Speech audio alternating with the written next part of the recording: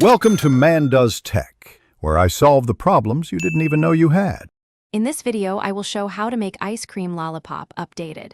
Gather silicone molds, sticks, ice cream base, and your favorite mix-ins and toppings. Start by softening store-bought ice cream or making a simple custard base for creamier results. Spoon or pipe the mixture into molds, press in sticks, and freeze until firm. Finish with a drizzle or sprinkle just before serving for best texture and presentation. Prepare ingredients and tools so assembly flows smoothly and you avoid melted messes. Use measured cream, sugar, and flavorings or a reliable store-bought base for convenience. Keep molds and sticks chilled to help the mixture set faster and retain shape. Add small, evenly sized mix-ins to prevent sinking and ensure every lollipop has flavor balance. Clean hands and a cold spoon will make filling molds much easier and neater.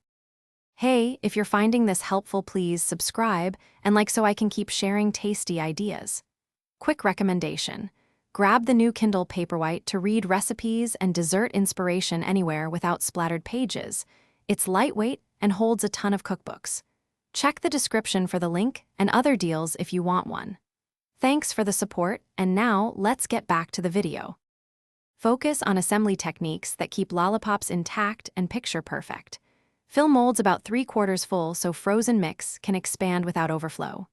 Insert sticks straight and use a small piece of foil or a support lid to hold them until fully set.